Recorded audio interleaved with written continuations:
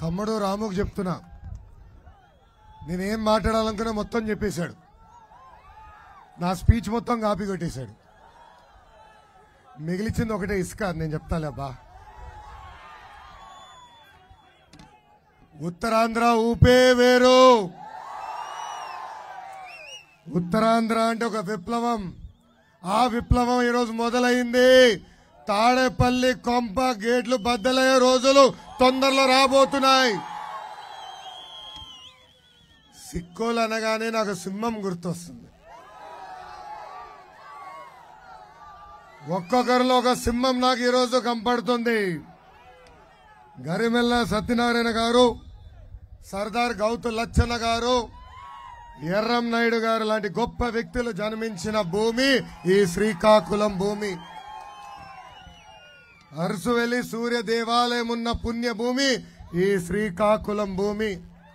ఇంత పవిత్ర భూమిపై ఈ రోజు నేను ఈ శంఖారావం కార్యక్రమం ప్రారంభిస్తాం నా అదృష్టంగా భావిస్తున్నాను. ఎత్తిన పసుపు జెండా దించకుండా, మడిమ తిప్పకుండా తెలుగుదేశం పార్టీకి కాపలా కాసిన ప్రతి కార్యకర్తకి నేను శిరస్సు వంచి పాదాభివందనం చేస్తున్నాను. కొంతమంది నాయకులు వచ్చారు, కొంతమంది నాయకులు పార్టీ మారారు. కానీ పార్టీకి నాడు నేడు ఎప్పుడు అండగా నిలబడింది తెలుగుదేశం పార్టీ కార్యకర్తలు. ఈ రోజు జగన్ పరిస్థితి చూస్తుంటే నాకు ఒకటి అర్థమైంది. జగన్ పని అయిపోయింది. ఇది నేను చెప్తాం కాదు, సొంత పార్టీ ఎంపీలే చెప్తున్నారు. ఎన్నికల ముందల 25కి 25 ఎంపీలు గెలిపించండి, ఢిల్లీ మెడలు వంచి ప్రత్యేక హోదా తీసుకొస్తానన్నాడు. కనీసం ఇన్నిసార్లు ప్రధానమంత్రి గారిని కలిసారే, ఒక్కసారి నా ప్రత్యేక హోదా గురించి అడిగాడా అని ఈ సభాముఖంగా ప్రజలందరినీ ఆలోచించమంటున్నా. మొన్న లోక్సభలో 22 ఎంపీలు గెలిపించారు. రాజ్యసభ ద్వారా 9 మంది ఎంపీలు ఉన్నారు. అంటే 31 ఎంపీలు ఉన్న పార్టీ ఈ రోజు కేంద్రంలో మన తరపున పోరాడట్లేదు. సొంత పార్టీ ఎంపీలు చెప్తున్నారు 25కి 25 ఎంపీలు అడిగాడే, ఇప్పుడు 31 ఎంపీలు ఉంటే అది ఆయన కేసుల మాఫీ కోసం ఢిల్లీలో తాకట్టు పెట్టారు మమ్మల్ని. వాళ్ళ సొంత పార్టీల ఎంపీలు అంటున్నారు బాయ్ బాయ్ జగన్ అని. ఎన్నికల ముందల ఎమ్మెల్యేలు గెలిపించండి, వారంలో సిపిఎస్ రద్దు చేస్తానన్నాడు. దాదాపు 200 వారాలు దాటింది, ఇప్పటికీ సిపిఎస్ రద్దే చేయలేదు. అందుకే వాళ్ళ ఎమ్మెల్యేలు కూడా ఇంకా మేము పోటీ చేయము, బాయ్ బాయ్ జగన్ అని చెప్పే పరిస్థితి ఈ రోజు ఆంధ్ర రాష్ట్రంలో చూస్తున్నాం. ఇంకా ప్రజలందరూ ఆలోచించాలా, 2 నెలల్లో ఎన్నికలు వస్తున్నాయి, మనం కూడా బాయ్ బాయ్ జగన్ చెప్పాలని ఈ సభాముఖంగా కోరుతున్నాను. జగన్ ప్రపంచంలో లేని కొత్త స్కీమ్ తీసుకొచ్చాడండి. అదే ఎమ్మెల్యేల ట్రాన్స్ఫర్ స్కీమ్. ఒక నియోజకవర్గంలో ఈ ఎమ్మెల్యే చెత్త అని తేల్స్తాడు, ఆ చెత్త తీసుకొచ్చి మన నియోజకవర్గంలో వేస్తాడు. ఇక్కడున్న ప్రజలందరిని అడుగుతున్నా, కార్యకర్తలందరిని ఆలోచించమంటున్నా, మన ఇంటి చెత్త పక్కనోడి ఇంటి ముందలేస్తే బంగారం అవుతుందా? అవుతుందా? అలాంటిది పక్క నియోజకవర్గంలో చెత్త ఎమ్మెల్యే అని తేల్చి చెప్పిన తర్వాత మన నియోజకవర్గంలో బంగారం ఎట్లా అవుతుందా అని ఆలోచించమని కోరుతున్నా. ఇప్పుడు మిమ్మల్ని ఒక ప్రశ్న అడగాలనుకుంటున్నా. బాబాయిని చంపింది ఎవరు? బాబాయిని చంపింది ఎవరు? జగన్. పిన్ని తాలిబొట్టు తెంపింది ఎవరు? జగన్. ఎన్నికల ముందల మన పైన అనేక ఆరోపణలు చేశాడు. కానీ ఇప్పుడు ఎవరు రక్త చరిత్ర? అది జగనాసుడ రక్త చరిత్ర. ఏకంగా చార్జ్ షీట్ లో A8 గా సొంత పార్టీకి చెందిన ఎంపీ అవినాష్ రెడ్డి ఉన్నాడు. రేపో మాపు A9 గా జగన్ కూడా చేరబోతున్నాడు. ఎన్నికల ముందర అనేక డ్రామాలు వేశాడు. సొంత కార్యకర్త చేత పొడిపించుకున్నాడు కోడి కత్తి తీసుకుని. ఆ ఆరోపణ మనపైన తోశాడు. అవన్నీ ఇప్పుడు తిప్పికొట్టాల్సిన బాధ్యత మనందరి పైన ఉంది. మీ అందరికి ఒక చిన్న క్విజ్ పెడుతున్నా, రెడీనా? జగన్ రోజు ఏం తింటాడు? జగన్ రోజు ఏం తింటాడు? ఒక్క నిమిషం. మొదటి ఆప్షన్ అన్నం, 2వ ఆప్షన్ బిర్యానీ, 3వ ఆప్షన్ ఇసుక.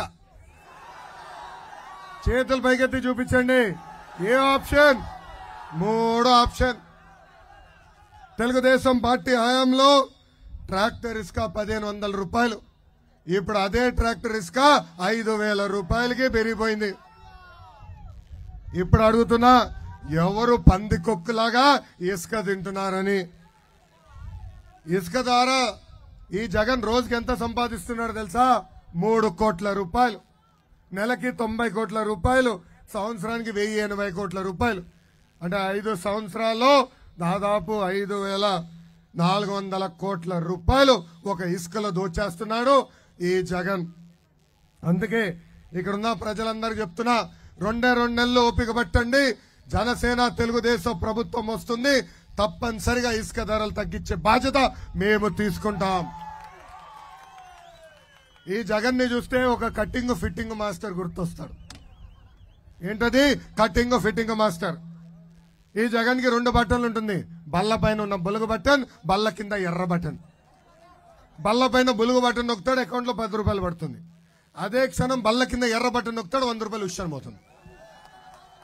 ఎట్లా పోతుందో చెప్పాలి కదా. కరెంటు ఛార్జీలు 9 సార్లు పెంచి బాధుడే బాధుడు, ఆర్టీసీ ఛార్జీలు 3 సార్లు పెంచి బాధుడే బాధుడు, ఇంటి పన్ను, చెత్త పన్ను, అన్ని పన్నులు పెంచి బాధుడే బాధుడు. రేపో మాపో వాలంటీర్ వాసి వస్తాడు, ఒక గొట్టం తీసుకొచ్చి ఉఫ్ అని ఊదమంటాడు. ఎవ్వరు ఊదతండి, ఊదితే అమ్మాయితో గాలి పీల్చుతున్నావు అని గాలి పైన కూడా పన్నేస్తాడు ఈ జగన్. ఇంకా president medal, Andhra gold, boom boom, quarter bottle పైన కూడా బాధుడే బాధుడు. ఇంకా కట్టింగ్ మాస్టర్ అని చెప్పే కదా, అన్న క్యాంటీన్ కట్, పెళ్లి కానుక కట్, పండగ కానుక కట్, విదేశీ విద్య cut, school fee reimbursement cut, 6 లక్షల వృద్ధులకు రావాల్సిన పెన్షన్ కట్, ఏకంగా డ్రిప్ ఇరిగేషన్ కట్. ఇట్లా భారతదేశ చరిత్రలోనే 100 సంక్షేమ కార్యక్రమాలు కట్ చేసిన ఏకైక ముఖ్యమంత్రి ఈ జగన్. ఇక్కడ ఉన్న కార్యకర్తలందరూ మనం గుర్తుపెట్టుకోవాలా. అసలు ఆంధ్ర రాష్ట్రానికి సంక్షేమమే పరిచయం చేసిన వ్యక్తి విశ్వవిఖ్యాత నట సార్వభౌమ స్వర్గీయ నందమూరి తారక రామారావు గారు. ఆనాడు 2 రూపాయలకే కిలో బియ్యం అందించారు.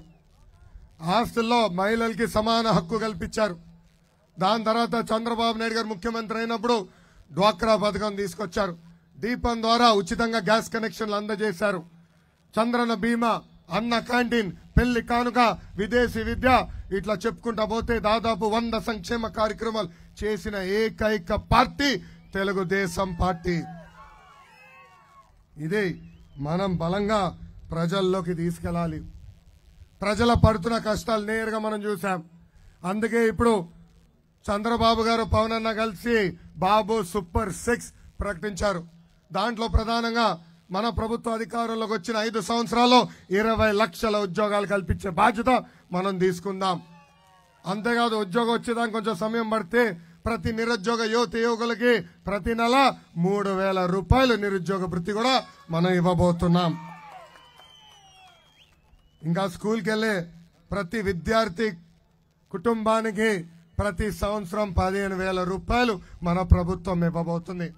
అంటే ఒక పిల్లోడు వెళ్తే 15,000, 2 వెళ్తే 30,000, 3 వెళ్తే 45,000 రూపాయలు మన ప్రభుత్వం ఇవ్వబోతుంది. మూడోది, రైతన్న చాలా ఇబ్బందులు ఎదుర్కొంటున్నారు. రైతన్నని ఆదుకునేదానికి ప్రతి సంవత్సరం 20,000 రూపాయలు ఆర్థిక సాయం కూడా మన ప్రభుత్వం చేస్తుంది. ఇంకా ప్రతి ఇంటికి ప్రతి ఏడా 3 గ్యాస్ సిలిండర్లు ఉచితంగా మనం ఇవ్వబోతున్నాం. ఇంకా 18 సంవత్సరాల నుంచి 59 సంవత్సరాల వయసు కలిగిన మహిళలకి ప్రతి నెల 1,500 రూపాయలు మన ప్రభుత్వం ఇవ్వబోతుంది. అంటే సంవత్సరానికి 18,000, 5 సంవత్సరాల్లో 90,000 రూపాయలు మన ప్రభుత్వం మహిళలకి ఇవ్వబోతుంది. ఇంకా ఉత్తరాంధ్రకి పట్టిన శని జగన్. 3 రాజధానులన్నీ మన జీవితాలతో 3 ముక్కలు ఆటలు ఆడుతున్నారు. ఇక్కడున్న యువతను అడుగుతున్నా, ఉత్తరాంధ్ర కనీసం ఒక్క పరిశ్రమను తీసుకొచ్చాడా? ఒక్కరికైనా ఉద్యోగం కల్పించాడా? 500 కోట్ల రూపాయలతో ఏకంగా విశాఖపట్నంలో ప్యాలెస్ కట్టుకునే సమయం ఉంది, కానీ ఉత్తరాంధ్రకి ఒక్క పరిశ్రమ తీసుకురాలేదు. ఎన్నికల ముందల విశాఖ రైల్వే జోన్ కి అవసరమైన నిధులు కేటాయిస్తానని హామీ ఇచ్చి కనీసం 1 రూపాయి కేటాయించలేదు. రైల్వే జోన్ కి అవసరమైన భూములు కూడా కేటాయించలేదు ఈ ప్రభుత్వం. ఎన్నికల ముందర మూతపడిన అన్ని షుగర్ ఫ్యాక్టరీలు తెరిపిస్తారన్న వ్యక్తి ఇప్పుడు ఏకంగా ఒక్క షుగర్ ఫ్యాక్టరీ కూడా తెరిపించిన పరిస్థితి.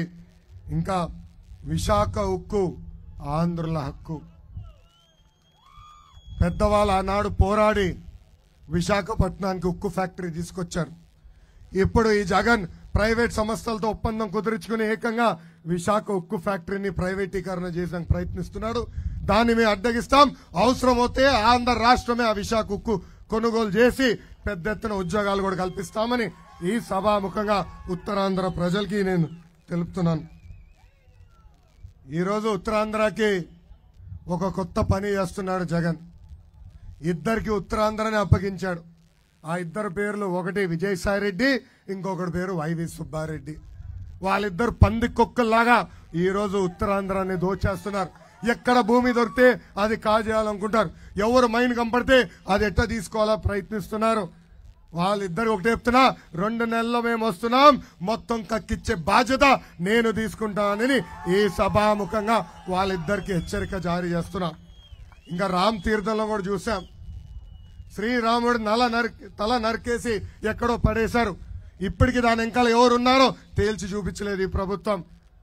మీరందరూ ఓపిక పట్టండి, 2 నెలల్లో మన ప్రభుత్వం వస్తుంది. మొదటి 100 రోజుల్లో దాని వెనకాల ఎవరున్నారో శిక్షించే బాధ్యత నేను తీసుకుంటానని ఈ సభాముఖంగా మళ్ళీ నేను హామీ ఇస్తున్నాను.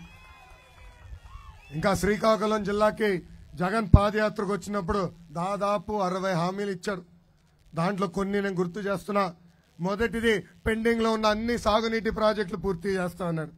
కనీసం ఒక్క ప్రాజెక్టు పూర్తి చేశాడా అని ప్రజల్ని ఆలోచించమంటున్నా. Vamsadhara, Thotapalli right and left canals పనులు పూర్తి చేస్తా అన్నాడు. ఏకంగా నాగవల్లి కరకట్టు పనులు కూడా స్పీడ్ చేస్తా అన్నాడు. అక్కడ కనీసం ఒక తట్ట మట్టెట్టారా అని ప్రజల్ని ఒక్కసారి ఆలోచించమని ఈ సభాముఖంగా కోరుతున్నా. అసలు ఉత్తరాంధ్రాన్ని అభివృద్ధి చేసిన పార్టీ తెలుగుదేశం పార్టీ. రోడ్లు గాని, బ్రిడ్జ్లు గాని, ఆసుపత్రులు కానివ్వండి, అంతెందుకు ఉద్దానం ప్రాంతంలో డయాలసిస్ సెంటర్లు కూడా ఏర్పాటు చేసిన పార్టీ మన పార్టీ తెలుగుదేశం పార్టీ. 2014 నుంచి 2019 వరకు శ్రీకాకుళం నియోజకవర్గాన్ని మనం అద్భుతంగా అభివృద్ధి చేశాం. ఆనాడు లక్ష్మీదేవమ్మ గారు ఎమ్మెల్యేగా ఉన్నప్పుడు 6 నెలలు ఆమె కష్టపడి 1200 కోట్ల రూపాయలతో అనేక అభివృద్ధి కార్యక్రమాలు ఆమె నాడు చేపట్టాం. హాస్పిటల్ నిర్మించాం, స్కూల్ భవనాలు కట్టాం, కాలేజీలు ఏర్పాటు చేశాం, బీసీ సోదరులకి ప్రత్యేకంగా గురుకుల పాఠశాల ఏర్పాటు చేశాం. ఇంకా రోడ్లు, డ్రైన్లు, టిట్కో ఇల్లు, ఇట్లా చెప్పుకుంటా పోతే ఒక రోజంతా పడుతుంది మనం చేసిన అభివృద్ధి కార్యక్రమాలు. అయినా కూడా 2019లో మనం ఎందుకు ఓడిపోయాం? ఇది ప్రతి కార్యకర్త ఆలోచించాలి. మనం చేసిన మంచి కార్యక్రమాలు మనం చెప్పుకోలేకపోయాం. ఒక ధీమాతో ముందరికెళ్ళాం. ఇంత మంచి పనులు చేస్తున్నామే, ప్రజలు చూస్తున్నారే, పర్వాలేదు వాళ్ళు మనం ఓటేస్తారని ప్రజల్లో చైతన్యం తీసుకొస్తాం మనం మర్చిపోయాం. అందుకే ఇక్కడున్న కార్యకర్తలు నేను కోరుతున్నా, అందరం ప్రజల్లోకి వెళ్ళాలా. ఈ 2 నెలలు మనం కష్టపడాలి. ఈరోజు మన నియోజకవర్గానికి ధర్మాన ప్రసాదరావు గారు ఎమ్మెల్యేగా ఉన్నారు. ఇప్పుడు ఏకంగా మంత్రిగా కూడా ఉన్నారు. ఆయన నేను సూటిగా ప్రశ్నిస్తున్నా, మీ కొడుకు ఇసుక దోపిడి తప్ప మీరు నియోజకవర్గానికి చేసింది ఏంటి? నేను సవాల్ ఇస్తున్నా. మేము ఎలాంటి అభివృద్ధి కార్యక్రమాలు చేశామో వైట్ పేపర్ విడుదల చేసానికి సిద్ధంగా ఉన్నాం. మీరు విడుదల చేసానికి సిద్ధంగా ఉన్నారా అని అడుగుతున్నా. అంతెందుకు, టైం డేట్ చెప్పండి, చర్చకి మేము వస్తాం, మీరు వస్తారా అని ఈ సభాముఖంగా అడుగుతున్నా. ఎమ్మెల్యేగా ఉన్నప్పుడే నియోజకవర్గాన్ని అంత అభివృద్ధి చేశాం. అదే ఇప్పుడు మంత్రి గారు వస్తే నియోజకవర్గం ఎలా ఉండాలి, రూపురేఖలు మారాలి. కనీసం రోడ్డు పైన ఉన్న గుంతలు ఇక్కడ ఉన్న మంత్రి గారు పూడ్చే పరిస్థితుల్లో లేరు.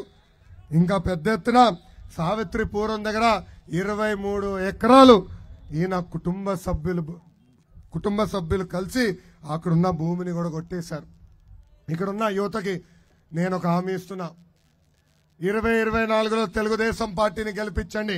గతంలో అనంతపూర్కి కియా మోటార్స్ ఎట్ట తీసుకొచ్చామో అదే విధంగా మన ప్రాంతానికి పెద్ద ఎత్తున పరిశ్రమలు తీసుకొచ్చే బాధ్యత వ్యక్తిగతంగా నేను తీసుకుంటాను. ఇక్కడ ఒక సెజ్ ఏర్పాటు చేస్తాను. అసలు సిక్కోలంటే కష్టపడే మనుషులు. అమరావతిలో ఎక్కడ కన్స్ట్రక్షన్ పని జరుగుతుంటే అక్కడ సిక్కోలు ఉంటారు. అంతెందుకు హైదరాబాద్ లో ఎవరన్నా ఇల్లు కానీ కాంప్లెక్స్ కడితే అక్కడ పనిచేసేది మన సిక్కోలు. అలాంటిది ఇక్కడ అవకాశాలు నేను కల్పిస్తా. మన ప్రాంతంలోనే మన ఉద్యోగాలు చేసే పరిస్థితి తీసుకొచ్చే బాధ్యత నేను తీసుకొస్తానని ఈ సభాముఖంగా మీ అందరికి నేను తెలుపుతున్నాను. ఆనాడు నేను ఐటీ శాఖ మంత్రిగా ఉన్నప్పుడు శ్రీకాకుళానికి ఒక ఐటీ కంపెనీ పెడతాను ఒక వ్యక్తి వస్తే పక్కనే భూమి కూడా కేటాయించా. మన కోడిగుడ్డు మంత్రి కనీసం వాళ్ళతో ఒక్కసారి మాట్లాడి పరిశ్రమ కూడా ముందలు తీసుకెళ్ళా. ఎవరో కోడిగుడ్డు మంత్రి మర్చిపోయినారా? మన ఐటీ ఇండస్ట్రీ శాఖ మంత్రి కోడిగుడ్డు మంత్రి అని పేరు పెట్టిన. అలాంటి కోడిగుడ్డుల మంత్రి అవుతే ఎలాంటి పరిస్థితులు వస్తారో ఒక్కసారి మనం అందరం ఆలోచించాల. ఇంకా పెద్దలు ఒక విషయం కోరారు. ఆర్మీలో మిలిటరీలో పెద్ద ఎత్తున సిక్కోళ్ళు ఉంటారు, బాగా కష్టపడతారు. నేను ఢిల్లీలో ఉన్నప్పుడు ఇతర నాయకుల్ని కలిసేదానికి వెళ్ళా. అక్కడ వాళ్ళకి బాడీ గార్డ్స్ అంతా సిక్కోళ్ళే ఉన్నారు. వాళ్ళందరూ నన్ను గుర్తుపట్టారు.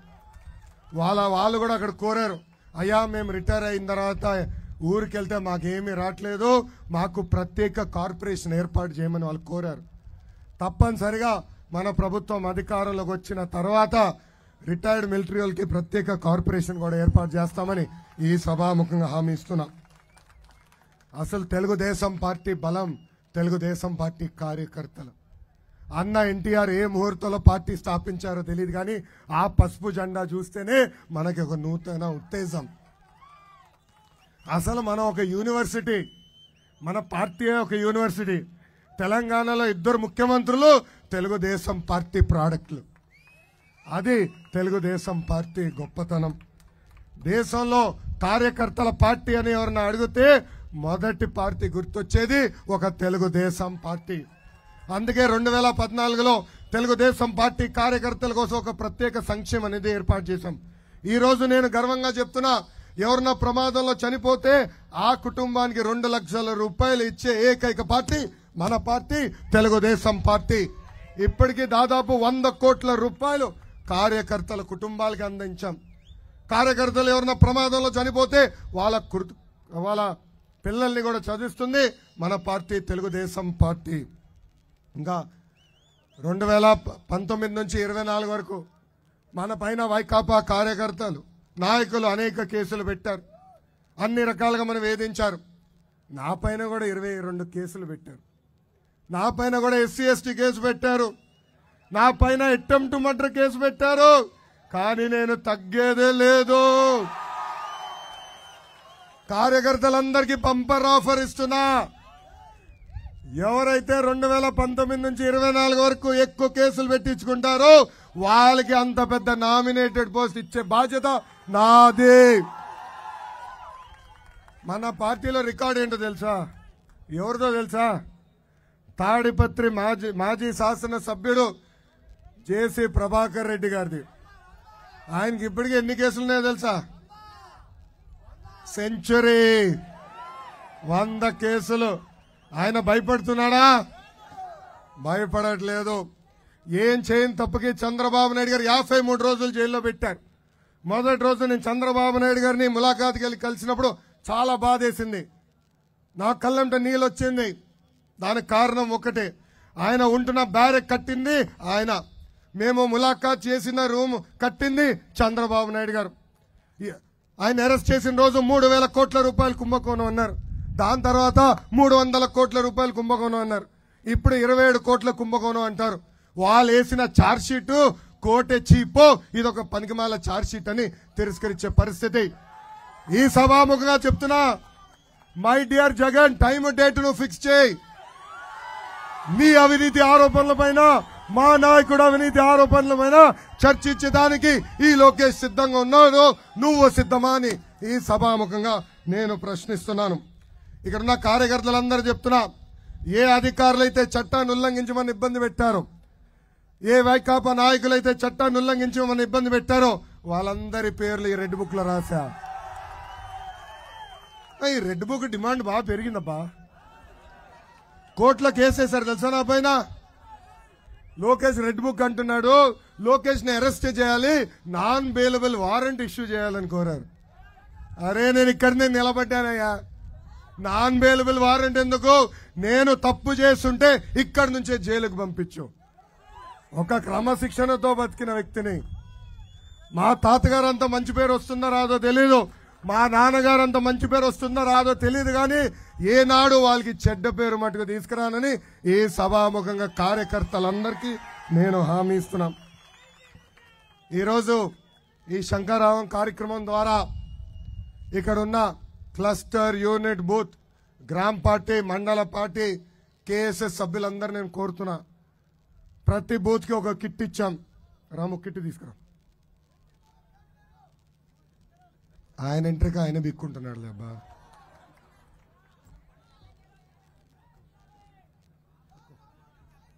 ఇలా క్లస్టర్, యూనిట్ బూతులకి కిట్ ఇస్తున్నాం. ఆ కిట్లో 25 బంచ్ మనం ఇస్తున్న బాబు సూపర్ 6 హామీలు 25 ఒక్కొక్క కిట్లో ఉంటుంది. ఇది అయిపోయిన వెంటనే ప్రతి బూత్కి ఇట్లా 10 పంపిస్తాం. అంటే 250 క్యాలెండర్లు మీకు ఇస్తాం. ఇది ప్రతి గడపకి తీసుకెళ్ళండి. మన ఇచ్చిన హామీ ప్రతి గడపకి తీసుకెళ్లాల్సిన బాధ్యత మీ అందరిపైన ఉంది. ఇంతేకాదు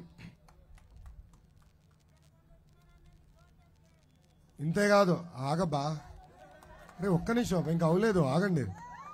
అదేవిధంగా ప్రతి కార్యకర్త కూడా ఈ కార్డు ఇస్తున్నాం. ఈ కార్డు జోబులో పెట్టుకుని తిరగండి. ఈ 2 నెలలు మీరు ఎక్కడికి వెళ్ళినా బాబు సూపర్ 6 గురించి వివరించండి. టీ షాప్కి వెళ్ళినా చెప్పండి, పెట్రోల్ బంక్ వెళ్ళినా చెప్పండి.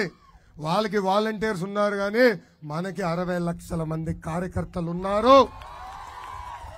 మనం ఒక్కసారి మాట్లాడుతూ మొదలు పెడితే ఎవ్వరు మనం ఏమి చేయలేరు. కిట్లో సైకిల్ కూడా ఇస్తున్నాం.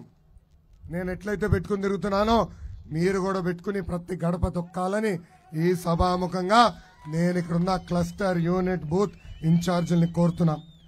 గతంలో బాధుడు చేశాం. ఇదే మీ కర్మ మన రాష్ట్రానికి అని చేశాం. బాబు షూరిటీ భవిష్యత్తు గ్యారంటీ కార్యక్రమం చేశాం.